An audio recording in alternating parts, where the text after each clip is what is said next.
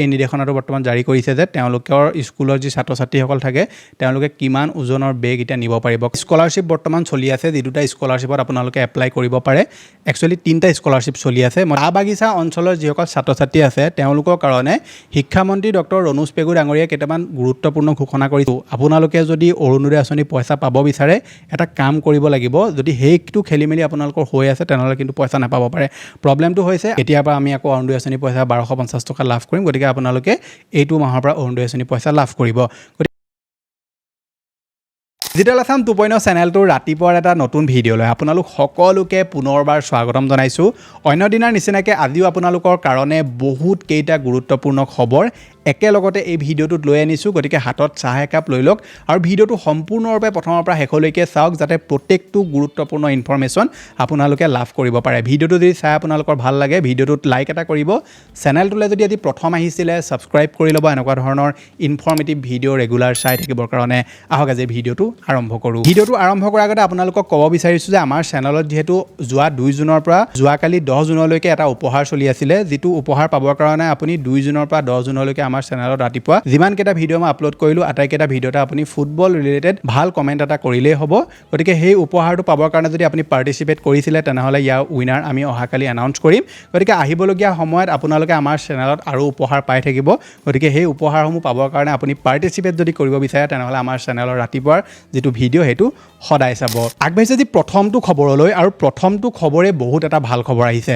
আপোনালোক সকলোৱে চাগে নিশ্চয় এখন কিতাপ পঢ়িছে যিখনৰ নাম হৈছে অসীমত যাৰ হেৰাল সীমা। এইখন হৈছে এখন উপন্যাস। গতিকে এই কিতাপখন যদি আপুনি পঢ়া নাই তেনেহ'লে গ্ৰন্থমেলাৰ পৰাই হওক বা অনলাইনত এমেজন ফ্লিপকাৰ্টৰ পৰাই হওক আপোনালোকে ক্ৰয় কৰি নিশ্চয় এবাৰ পঢ়িবলৈ ট্ৰাই কৰিব। বহুত এখন ভাল কিতাপ হয়। গতিকে এই কিতাপখনৰ লগত জড়িত এটা বহুত ভাল খবৰ আহিছে। ৰূপালী পৰ্দালৈ কাঞ্চন বৰুৱাৰ যুগজয়ী উপন্যাস অসীমত যাৰ হেৰাল সীমা অসমীয়া আৰু বাংলা ভাষাত নিৰ্মাণ হ'ব ছবিখন। পৰিচালনা কৰিব ৰাজ্যৰ বিশিষ্ট নাট পৰিচালক সীমান্ত ফুকনে। ছবিখনৰ চিত্ৰনাট্য ভাস্কৰ হাজৰিকাৰ, সংগীত অনুৰাগ শইকীয়া আৰু কলা নিৰ্দেশনা নুৰুদ্দিন আহমেদৰ। পাঞ্জাবাৰীৰ আইডিঅ' চিত্ৰগৃহত সংবাদ মেলত ছবিখনৰ কথা সদৰি কৰে। গতিকে এই যিখন কিতাপ আপোনালোকে যদি পঢ়িছে তেনেহ'লেতো গম পায়, যিসকলে নাই পঢ়া তেওঁলোকক কৈছোঁ এই কিতাপখনৰ যিটো কাহিনী বা উপন্যাসখনৰ যিটো কাহিনী বাহুবলী লেভেলৰ কাহিনী হয়। মই ভাবোঁ যে বাহুবলীতকৈ ওপৰতহে হয়, কিন্তু এই যিখন ছবি তেওঁলোকে যদি ভালদৰে বনায়, মানে ধৰি লওক এতিয়া বাহুবলী লেভেলৰ তেওঁলোকে VFX ইউজ কৰিব নোৱাৰিবও পাৰে বাৰু, কিন্তু যদি পাৰে আৰু যদি তেওঁলোকে ভাল ধৰি লওক বাজেটত যদি এখন চিনেমা বনায় তেনেহ'লে এই চিনেমাখনে মানে ধৰি লওক আপুনি গোটেই বিশ্বও হিলাই দিব আৰু দেশো হিলাই দিব, মানে এনেকুৱা এখন চিনেমা। কিন্তু চিনেমাখন তেওঁলোকে কেনেকৈ বনায় বা চিনেমাখন কি ধৰণে ধৰি লওক তেওঁলোকে বনাব সেইটোৰ ওপৰতো নিৰ্ভৰ কৰিব। গতিকে আমি আশা কৰিম যে এইখন চিনেমাই বক্স অফিচ একদম হিলাই দিয়ক, কাৰণ এই কিতাপখন যিসকলে পঢ়িছে তেওঁলোকে নিশ্চয় গম পাইছে যে মই কিয় ইমান এক্সাইটেড বা হাইপ হৈ কথাখিনি কৈ আছোঁ। গতিকে আপুনি যদি এই কিতাপখন বা উপন্যাসখন পঢ়া নাই তেনেহ'লে নিশ্চয় ক্ৰয় কৰিব। 300, 350 টকাৰ ভিতৰত বা 250 টকামানৰ ভিতৰতে আপুনি অনলাইনত কিতাপখন পাই যাব। এবাৰ পঢ়িবলৈ নিশ্চয় চেষ্টা কৰিব, বহুত এখন ভাল কিতাপ হয়। আগবাঢ়িছে পিছৰটো খবৰলৈ, আৰু এই খবৰটো আহিছে ছাত্ৰ ছাত্ৰীসকলৰ কাৰণে। এতিয়াৰ পৰা 5 কেজিৰ অধিক নহ'ব স্কুল বেগৰ ওজন, নিৰ্দেশনা জাৰি কৰিলে অসমৰ এখন জিলাৰ বিদ্যালয়ৰ পৰিদৰ্শকে। প্ৰাথমিক, উচ্চ প্ৰাথমিক আৰু হাইস্কুলৰ বাবে এই নিৰ্দেশনা জাৰি কৰা হৈছে। ছাত্ৰ ছাত্ৰীৰ স্বাস্থ্যৰ প্ৰতি লক্ষ্য ৰাখি এই সিদ্ধান্ত গ্ৰহণ কৰা হৈছে। প্ৰতিটো শ্ৰেণীৰ বাবে স্কুল বেগৰ ওজন নিৰ্ধাৰণ কৰি দিয়া হৈছে।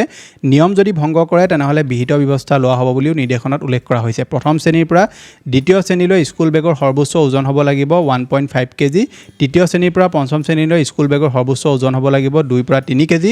ষষ্ঠ শ্ৰেণীৰ পৰা সপ্তম শ্ৰেণীলৈ স্কুল বেগৰ সৰ্বোচ্চ ওজন হ'ব লাগিব 4 কেজি, আৰু অষ্টম শ্ৰেণীৰ পৰা নৱম শ্ৰেণীলৈ স্কুল বেগৰ সৰ্বোচ্চ ওজন হ'ব লাগিব 4.5 কেজি। দশম শ্ৰেণীৰ ছাত্ৰ ছাত্ৰীৰ বাবে স্কুল বেগৰ সৰ্বোচ্চ ওজনৰ নিৰ্ধাৰণ কৰা হৈছে 5 কেজি। 5 কেজিতকৈ অধিক হ'ব নালাগিব স্কুল বেগৰ ওজন। শিৱসাগৰ জিলাৰ ছাত্ৰ ছাত্ৰীসকলৰ বাবে এই নিৰ্দেশনা জাৰি কৰিছে বিদ্যালয়সমূহৰ পৰিদৰ্শকে। জিলাখনৰ IAS ডক্টৰ সমীৰণ বৰাই দিলে এই নিৰ্দেশনা। গতিকে শিৱসাগৰৰ যিমান বিদ্যালয় আছে সকলোতে এই নিৰ্দেশনাটো বৰ্তমান জাৰি কৰিছে যে তেওঁলোকৰ স্কুলৰ যি ছাত্ৰ ছাত্ৰীসকল থাকে তেওঁলোকে কিমান ওজনৰ বেগ এতিয়া নিব পাৰিব। কাৰণ আমি এই প্ৰব্লেমটো বা এই যিটো ধৰি লওক সমস্যা বহুত দিনৰ পৰা আমি দেখি আহিছোঁ বা ভুগি আহিছোঁ যে ল'ৰা ছোৱালীসকলক ইমানেই বেছি কিতাপ দি দিয়া হয়, ইমানেই বেছি বহি দি দিয়া হয় যে সৰু সৰু ল'ৰা ছোৱালীয়ে 4 কেজি 5 কেজি ওজনৰ বেগ কঢ়িয়াই ফুৰে। গতিকে সেইটো বহুত স্বাস্থ্যৰ কাৰণেও বেয়া। গতিকে ডক্টৰেও বাৰে বাৰে মনা কৰে বা বহুত ধৰি লওক বিশেষজ্ঞসকলেও এইবিলাক এটা বেয়া কথা বুলি কয়।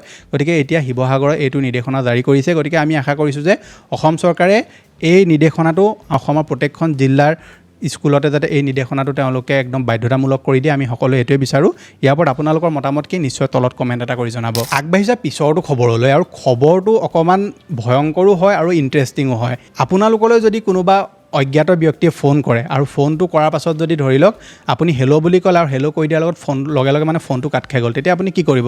আপুনি ভাবিব যে কোনোবা ৰং নম্বৰ আছিলে চাগে, ফোন কৰিলে আপুনি হেল্ল' বুলি ক'লে কাটি দিলে, বা আপুনি যদি কল বেক কৰে তেওঁ বোলে ফোনটো নধৰিলে বা কাটি দিছে, আপুনি একো টেনশ্যন নলয়, জাষ্ট থৈ দিলে।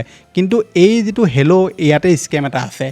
এতিয়া ভাৰত চৰকাৰৰ গৃহ মন্ত্ৰণালয়ে কৈছে যে এটা স্কেম চলি আছে, যিটো স্কেমত কি হৈছে, কিছুমান স্কেমাৰে ৰেণ্ডম মানুহলৈ ফোন কৰে, মানে কিছুমান নম্বৰ ৰেণ্ডমলি মানুহলৈ ফোন কৰে, আৰু সেই নম্বৰসমূহ এক্টিভ হৈ আছে নে নাই জাষ্ট সেইটো বুজিবৰ কাৰণে কি কৰে, মানুহজনে হেল্ল' কোৱালে ৱেইট কৰে। যেতিয়া মানুহজনে ধৰি লওক ফোনটো ৰিচিভ কৰি হেল্ল' কয়, লগালগ ফোনটো কাটি দিয়ে। তাৰপিছত কি হয়, তাৰপিছত সেই নম্বৰটোৰ ওপৰত সিহঁতি টাৰ্গেট বনায়, আৰু টাৰ্গেট বনাই কি কৰে, সেই মানুহজনক ডিজিটেল এৰেষ্ট বা অন্য যিকোনো ধৰণৰ স্কেমত ফচাবলৈ চেষ্টা কৰে। মানে ধৰি লওক এতিয়া আমি যদি মোবাইলত ৰেণ্ডমলি নম্বৰ এটা মাৰি দিলোঁ, বোলে 90 এনেকৈ বুলি নম্বৰ এটা 10টা সংখ্যা বা 11টা সংখ্যা, আমি বোলে নম্বৰটো এটা 90 বুলি এনেকৈ নম্বৰ এটা বোলে আমি টাইপ কৰি কল কৰি দিলোঁ, সেই ফোনটো কাৰোবাৰ নহয় কাৰোবাৰ ফোনত লাগিবই। গতিকে কি কৰে সিহঁতি ৰেণ্ডমলি কিছুমান ধৰি লওক ফোন এনেকৈ লগায়, আৰু য'ত হেল্ল' বুলি কয় গম পায় যে নম্বৰটো এক্টিভ আছে, বা ধৰি লওক সিহঁতক বোলে কোনোবাই কিছুমান নম্বৰ দিছে যে এই নম্বৰকেইটা যদি এই নম্বৰকেইটা আমি চিকাৰ বনাব পাৰোঁ, এই নম্বৰকেইটাক আমি স্কেম কৰিব পাৰোঁ। সিহঁতি কি কৰে, প্ৰথমে নম্বৰসমূহ চেক কৰে যে এইকেইটা এক্টিভ হৈ আছে নে নাই। যেতিয়া এক্টিভ হৈ আছে বুলি গম পায়, তেতিয়া সিমাৰে সেই মানুহবিলাকক লাহে লাহে টাৰ্গেট বনাবলৈ ষ্টাৰ্ট কৰি দিয়ে। গতিকে আপোনালৈ যদি কোনোবাই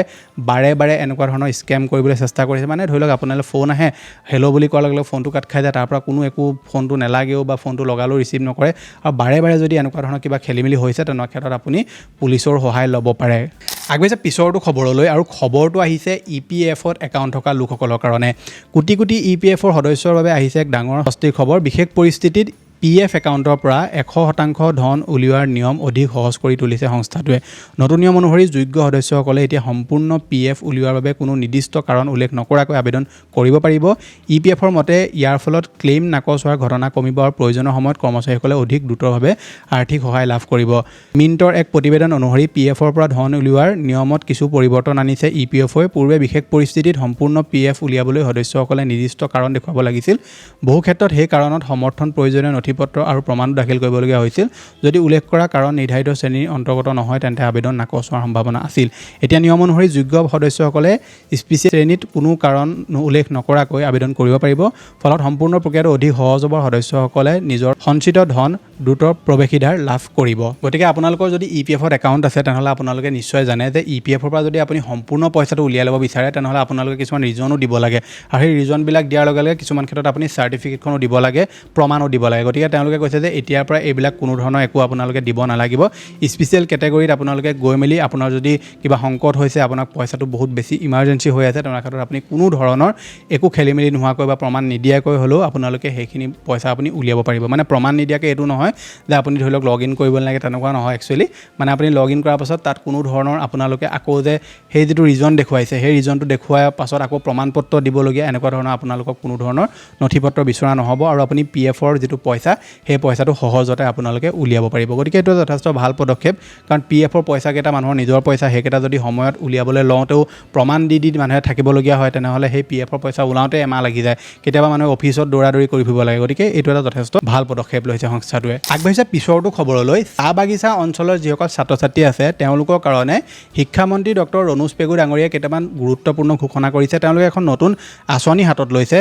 ৰণোজ পেগু ডাঙৰীয়াৰ যিটো ফেচবুক পোষ্ট, তাত আপোনাৰ উল্লেখ কৰিছে, কোনো শিশুৱে যাতে যাতায়াতজনিত অসুবিধাৰ বাবে বিদ্যালয়ৰ পৰা বঞ্চিত নহয়, সেই লক্ষ্যৰে সমগ্ৰ শিক্ষা অসমে আজি ইংৰাজী 10 জুন 2024 তাৰিখৰ পৰা চাহ বাগিচা অঞ্চলৰ ছাত্ৰ ছাত্ৰীৰ বাবে বিনামূলীয়া পৰিবহণ সুৰক্ষা বাহন সুবিধা আঁচনি আৰম্ভ কৰিছে। এই পদক্ষেপৰ জৰিয়তে চাহ বাগিচা অঞ্চলত বসবাস কৰা বঞ্চিত আৰু প্ৰান্তীয় সম্প্ৰদায়ৰ 1ম শ্ৰেণীৰ পৰা 10ম শ্ৰেণীলৈকে অধ্যয়নৰত ছাত্ৰ ছাত্ৰীসকলক নিৰাপদ আৰু বিনামূলীয়া পৰিবহণ সুৰক্ষা বাহন সুবিধা প্ৰদান কৰা হ'ব, যাৰ ফলত বিদ্যালয়ত নিয়মীয়া উপস্থিতি নিশ্চিত কৰাত সহায় হ'ব।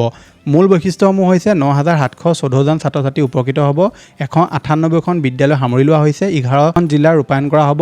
10 জুন 2024 পৰা 31 মাৰ্চ 2027লৈকে কাৰ্যকৰী, আৰু জুলাই 2024 বাহিৰে প্ৰতিগৰাকী ছাত্ৰ ছাত্ৰীৰ বাবে শিক্ষাবৰ্ষটোত 5400 টকাৰ আৰ্থিক সহায়। বিদ্যালয়ৰ পৰিচালনা সমিতি SMC বা SMDCৰ জৰিয়তে স্থানীয় পৰ্যায়ত পৰিবহণ ব্যৱস্থাৰ আয়োজন। শিক্ষাৰ অধিকাৰ সুনিশ্চিত কৰাৰ দিশত এই পদক্ষেপ চাহ বাগিচা অঞ্চলৰ হাজাৰ হাজাৰ শিক্ষাৰ্থীৰ বাবে বিদ্যালয়মুখী। গতিকে এইটো এটা যথেষ্ট ভাল পদক্ষেপ চৰকাৰে হাতত লৈছে যিসকল চাহ বাগিচাৰ ছাত্ৰ ছাত্ৰী থাকে বা ধৰি লওক যিসকল চাহ বাগিচা অঞ্চলৰ পৰা ছাত্ৰ ছাত্ৰীয়ে পঢ়িবলৈ আহে তেওঁলোকে বহুত কিবা কাৰণত কেতিয়াবা ধৰি লওক স্কুল আহিব নোৱাৰে সপ্তাহটো কেতিয়াবা স্কুল আহিব নোৱাৰে বহুত খেলিমেলি হয় বোলে বৰষুণৰ বতৰ ৰাস্তা বেয়া কিবা আহে বহুত সমস্যাৰ সন্মুখীন হয় বা কেতিয়াবা ল'ৰা ছোৱালীক নপঠিয়াই মাক বাপেকে গতিকে এতিয়া তেওঁলোকৰ কাৰণে একদম বিনামূলীয়া তেওঁলোকে পৰিবহণ ব্যৱস্থা কৰি দিব গতিকে এতিয়া ঘৰৰ পৰা তেওঁলোকক উঠোৱা হ'ব বা ধৰি লওক এতিয়া তেওঁলোকক সম্পূৰ্ণ যি যাতায়াত ব্যৱস্থা এইটো ফ্ৰীতে কৰা হ'ব আৰু তেওঁলোকক স্কুললৈ অনা নিয়া এই বাছসমূহ তেওঁলোকক চৰকাৰে দিব বুলি কৈছে গতিকে এইটো যথেষ্ট ভাল পদক্ষেপ চৰকাৰে লৈছে আৰু শিক্ষাৰ লগত জড়িত যদি চৰকাৰে এনেকুৱা ধৰণৰ পদক্ষেপসমূহ লৈ থাকে তেনেহ'লে এই ৰাজ্যখন আগবঢ়াত কোনো ৰখাব নোৱাৰে আপোনালোকৰ ইয়াৰ মতামত কি নিশ্চয় তলত কমেণ্ট এটা কৰি জনাব হৈছে পিছৰটো খবৰলৈ দুটা স্কলাৰশ্বিপ বৰ্তমান চলি আছে যি দুটা স্কলাৰশ্বিপত আপোনালোকে এপ্লাই কৰিব পাৰে একচুৱেলি তিনিটা স্কলাৰশ্বিপ চলি আছে মই তিনিটা বিষয়ে কৈছোঁ প্ৰথমটো স্কলাৰশ্বিপৰ নাম হৈছে মুস্কান স্কলাৰশ্বিপ যিটো যদি আপুনি এপ্লাই কৰিব বিচাৰে তেনেহ'লে আপোনালোকৰ পেৰেণ্ট ড্ৰাইভাৰ হ'ব লাগিব বা তেওঁ ধৰি লওক শ্ৰমিক হ'ব লাগিব তেতিয়া এপ্লাই কৰিব পাৰিব দ্বিতীয় যিটো স্কলাৰশ্বিপ সেইটো হৈছে ডক্টৰ ৰাজেন্দ্ৰ প্ৰসাদ স্কলাৰশ্বিপ এইটো স্কলাৰশ্বিপত এপ্লাই কৰিবলৈ হ'লেও আপোনালোকে এইবাৰ মেট্ৰিক পাছ বা হায়াৰ ছেকেণ্ডেৰী পাছ আপোনালোক কৰা হ'ব লাগিব তেতিয়া আপোনালোকে এই স্কলাৰশ্বিপটোত এপ্লাই কৰিব পাৰিব যিটো লাষ্ট ডেট হৈছে 28 জুন তৃতীয়টো স্কলাৰশ্বিপ হৈছে SC OBC স্কলাৰশ্বিপ এই স্কলাৰশ্বিপটোত এপ্লাই কৰাৰ লাষ্ট ডেট বুলি একো নাই ছেপ্টেম্বৰলৈকে এই স্কলাৰশ্বিপটো আপোনালোকে এপ্লাই কৰিব পাৰিব নেশ্যনেল স্কলাৰশ্বিপ পৰ্টেলত গৈ আপোনালোকে স্কলাৰশ্বিপটোত এপ্লাই কৰিব লাগিব তাৰ কাৰণে আপোনালোকৰ কাষ্ট চাৰ্টিফিকেট থাকিব লাগিব আৰু SC আৰু OBC কাষ্টৰ যিসকল ছাত্ৰ ছাত্ৰী তেওঁলোকেহে এই স্কলাৰশ্বিপটোত এপ্লাই কৰিব পাৰিব গতিকে আপোনালোকে এই তিনিটা স্কলাৰশ্বিপৰ ভিতৰত যোনটো কাৰণে যোগ্য হয়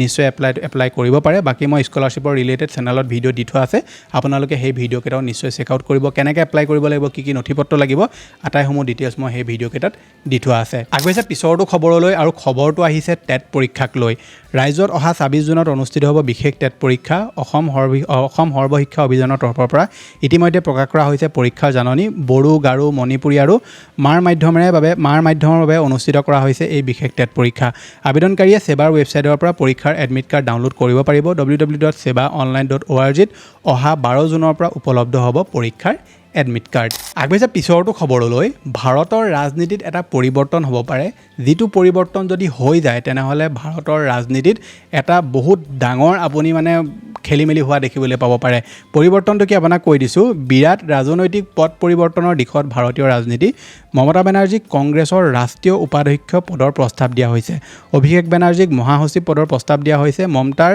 তৃণমূল কংগ্ৰেছত বিলীন হোৱাৰ আহ্বান সোনিয়া গান্ধীৰ উৎস ABP নিউজ গতিকে আপোনালোকক মই এইকেইদিন কৈ আছোঁ যে TMCৰ যিটো দল সেই দলটো সম্পূৰ্ণ এতিয়া শেষ হোৱাৰ পথত গৈ আছে কাৰণ যিমানকেইজন সাংসদ আছিলে সেই সাংসদ এতিয়া বিসংবাদী হৈ গ'ল আৰু ৰিচেণ্টলি এজন সাংসদে TMC ত্যাগো কৰিলে তৃণমূল কংগ্ৰেছৰ সাংসদ সুস্মিতা দেৱৰ TMC ত্যাগ মমতা বেনাৰ্জীলৈ পদত্যাগ পত্ৰ প্ৰেৰণ সুস্মিতা দেৱৰ নতুন দিল্লীত মুখ্যমন্ত্ৰী ডক্টৰ হিমন্ত বিশ্ব শৰ্মাক সাক্ষাৎ সুস্মিতা দেৱৰ গতিকে যিমান ধৰি লওক তেওঁলোকৰ বিধায়ক আছিলে বা যিমান তেওঁলোকৰ ধৰি লওক মানুহ আছিলে আটাইবিলাকে এতিয়া TMC লাহে লাহে এৰি দিছে আৰু সকলো একদম বিসংবাদী হৈ গ'ল হঠাৎ যেতিয়া বিজেপি আহি গ'ল পশ্চিমবংগত গতিকে এতিয়া মমতা বেনাৰ্জী বা তেওঁ দুজনমান একদম লয়েল মানুহ বাছি আছেগৈ TMCত গতিকে সেইকেইজনক কংগ্ৰেছে কৈছে যে তেওঁলোকে ঘৰলৈ উভতি আহক আৰু তেওঁলোকক কিছুমান প্ৰস্তাৱো দিছে আগবাঢ়িছে পিছৰটো খবৰলৈ আৰু এই খবৰটো আহিছে মধ্যপ্ৰদেশ চৰকাৰৰ তৰফৰ পৰা মধ্যপ্ৰদেশ চৰকাৰে প্ৰত্যাহাৰ কৰিলে 13 বছৰ পুৰণি এখন আইন 9 জুন 2024ত ধাৰ্য কৰিলে নতুন নিয়ম এতিয়াৰ পৰা দুটাতকৈ অধিক সন্তানৰ পিতৃ মাতৃয়েও মধ্যপ্ৰদেশত লাভ কৰিব পাৰিব চৰকাৰী চাকৰি পূৰ্বতে দুটাতকৈ অধিক সন্তানৰ পিতৃ মাতৃয়ে চৰকাৰী চাকৰিৰ বাবে আবেদন কৰিব পৰা নাছিলে গতিকে মধ্যপ্ৰদেশ চৰকাৰে 23 বছৰ এটা পুৰণি নিয়ম বা এখন আইন তেওঁলোকে বদলি কৰি দিলে আৰু কাৰোবাৰ যদি দুটাতকৈ বেছি সন্তান থাকে তেনেকুৱা ক্ষেত্ৰত তেওঁলোকে এতিয়া চৰকাৰী চাকৰিত এপ্লাই কৰিব পাৰিব বুলি কৈছে গতিকে এই যিটো নিয়ম চৰকাৰে আনিলে মধ্যপ্ৰদেশত আপোনালোকে কি ভাবে এইটো ভাল নিয়ম নে বেয়া নিয়ম কাৰণ এই নিয়মটোৰ ক্ষেত্ৰত কি হৈছিলে যিটো জনসংখ্যা কণ্ট্ৰল সেইটো হৈ আছিলে কিন্তু চৰকাৰে এতিয়া এইটো চেঞ্জ কৰি দিছে আৰু কৈছে যে দুটাতকৈ যদি অধিক সন্তানো থাকে তেনেহ'লেও চৰকাৰী চাকৰিত এপ্লাই কৰিব পাৰিব আপোনালোকৰ ইয়াৰ মতামত কি তলত কমেণ্ট এটা কৰি জনাবলৈ নাপাহৰিব আগবাঢ়িছে পিছৰটো খবৰলৈ অৰুণোদয় আঁচনিখনৰ যিটো পইচা এই পইচাটো কেতিয়ালৈকে দিব মই আপোনালোকক যোৱা কেইদিনমানৰ আগত ভিডিঅ'ত কৈছিলোঁ যে অৰুণোদয় আঁচনি যিটো 1250 টকা পইচা এই পইচাটো চৰকাৰে আপোনালোকক আগষ্ট মাহৰ পৰা দিয়াৰ এতিয়া সম্ভাৱনা আছে গতিকে বহুতে মোক সুধি আছিলে যে অৰুণোদয় আঁচনি পইচা কোন মাহৰ পৰা দিব কেতিয়াৰ পৰা আমি আকৌ অৰুণোদয় আঁচনি পইচা 1250 টকা লাভ কৰিম গতিকে আপোনালোকে এইটো মাহৰ পৰা অৰুণোদয় আঁচনি পইচা লাভ কৰিব গতিকে এতিয়া কথাটো হৈছে বহুতে ভাবি আছে যে অৰুণোদয় আঁচনি যিটো পইচা এই পইচাটো পাবৰ কাৰণে আকৌ আপোনালোকে ডকুমেণ্টছ ভেৰিফিকেশ্যন বা KYC কৰিব লাগিব নেকি মোক যোৱাকালি ভিডিঅ'টোৰ বহুতে কমেণ্ট কৰিছিলে আৰু বহুতে মেছেজো কৰি সুধি আছিলে এইকেইদিন যে অৰুণোদয় পইচা যে আপুনি দিব বুলি কৈছে তেনেহ'লে আকৌ আমি এপ্লাই কৰিব লাগিব নি বা KYC কৰিব লাগিব নি ফেচবুকৰ আমি ভিডিঅ'ত পাই আছিলোঁ গতিকে অৰুণোদয় আঁচনি পইচা পাবৰ কাৰণে আকৌ যিসকলে মানে অলৰেডি পইচা পাই আছে তেওঁলোকে একো কৰিব নালাগে চৰকাৰে আপোনালোকক এতিয়ালৈকে কোনো ধৰণৰ অফিচিয়েল একো আপডেট দিয়া নাই যদি আপোনালোকৰ পঞ্চায়তত কিবা খবৰ আহে যে অৰুণোদয় আঁচনি যিসকল পুৰণা হিতাধিকাৰী তেওঁলোকক চৰকাৰে আকৌ ডকুমেণ্টছ ভেৰিফিকেশ্যন কৰিবলৈ কৈছে তেনেহ'লে কৰিব লাগিব কিন্তু এতিয়ালৈকে মানে মই ভিডিঅ'টো বনাই থকালৈকে তেনেকুৱা কোনো আপডেট পোৱা নাই কিন্তু আপোনালোকে যদি অৰুণোদয় আঁচনি পইচা পাব বিচাৰে এটা কাম কৰিব লাগিব যদি সেইটো খেলি মেলি আপোনালোকৰ হৈ আছে তেনেহ'লে কিন্তু পইচা নাপাব পাৰে প্ৰব্লেমটো হৈছে আপোনালোকৰ আধাৰ আৰু বেংক একাউণ্ট লিংক যদি কিবা কাৰণত আপোনাৰ আধাৰ আৰু বেংক একাউণ্টটো আপোনালোকৰ যদি আনলিংক হৈ গ'ল বা আপোনাৰ যদি KYC ফেইল হৈ আছে তেনেকুৱা ক্ষেত্ৰত কিন্তু অৰুণোদয় আঁচনি পইচা নাপায় KYC কেতিয়া ফেইল হয় যেতিয়া আপুনি ধৰি লওক একাউণ্টটো বহুত দিন KYC কৰোৱা নাই তেনেকুৱা ক্ষেত্ৰত আপোনালোকৰ যদি KYC টা ফেইল হৈছে